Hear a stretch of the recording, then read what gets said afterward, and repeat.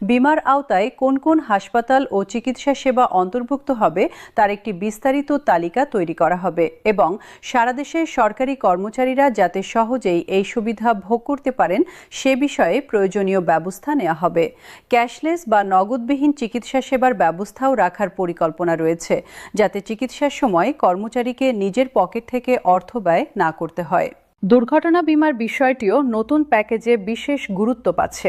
সরকারি কর্মচারীরা অনেক সময় কর্তব্য পালনকালে দুর্ঘটনার শিকার হন। পুলিশ, অ্যানসার ও অন্যান্য আইনশৃঙ্খলা বাহিনীর সদস্যরা দায়িত্ব পালনকালে ঝুঁকিতে থাকেন। সড়ক দুর্ঘটনা, কর্মক্ষেত্রে দুর্ঘটনা বা প্রাকৃতিক দুর্যোগকালীন দায়িত্ব পালনে আহত হওয়ার ঘটনা প্রায়ই ঘটে।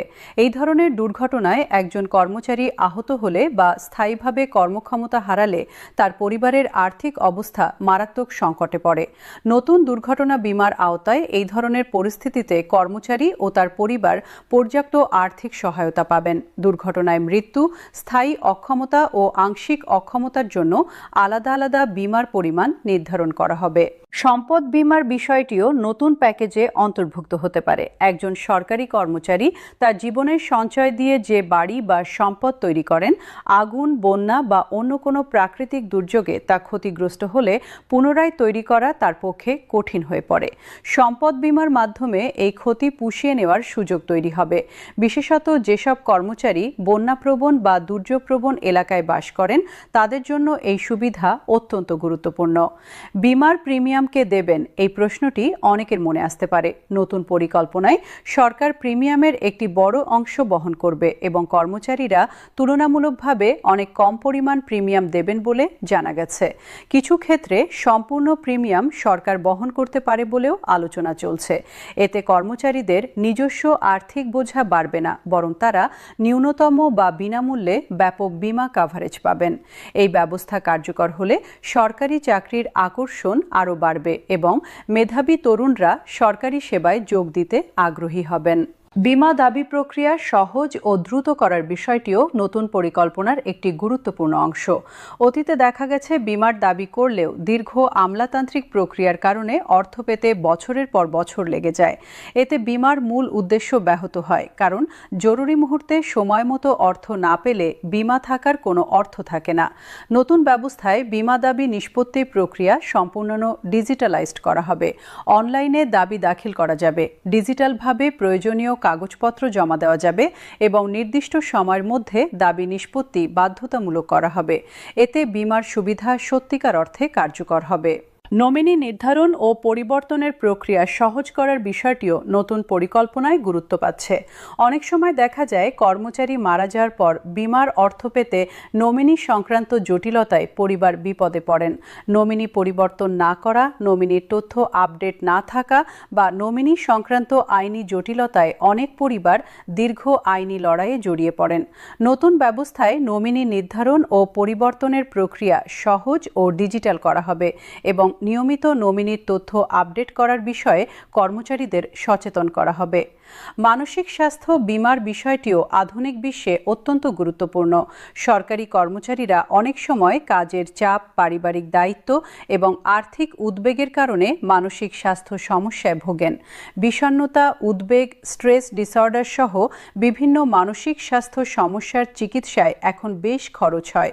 নতুন স্বাস্থ্য বিমায় মানসিক স্বাস্থ্য চিকিৎসাও অন্তর্ভুক্ত করার পরিকল্পনা রয়েছে।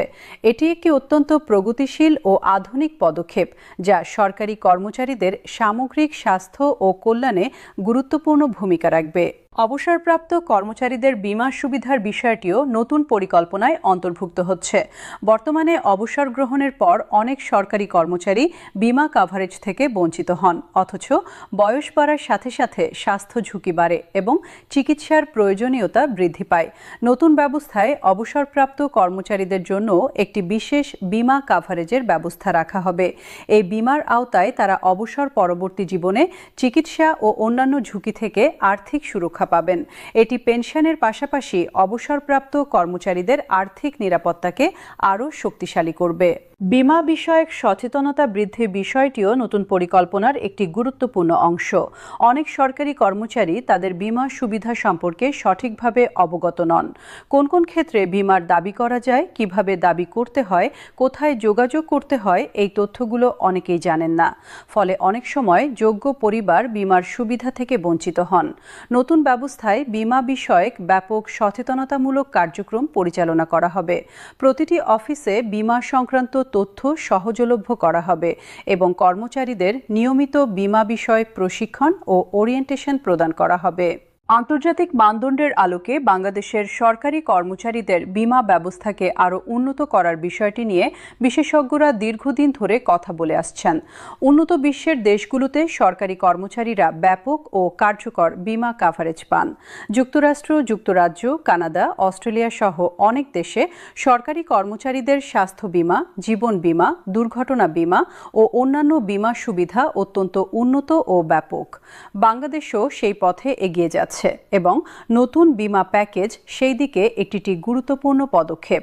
বিশেষজ্ঞরা আরও বলছেন যে কার্যকর বীমা ব্যবস্থা শুধু কর্মচারীদের ব্যক্তিগত সুরক্ষাই দেয় না, বরং এটি তাদের কাজে মনোযোগ বাড়ায়, মনোবল উন্নত করে এবং সামগ্রিক কর্মদক্ষতা বৃদ্ধিতে সহায়তা করে। কর্মচারী সংগঠনগুলোর নেতারা এই উদ্যোগকে অত্যন্ত ইতিবাচকভাবে মূল্যায়ন করেছেন। তারা বলছেন, সরকারি কর্মচারীরা দেশের উন্নয়নে অমূল্য অবদান রাখছেন।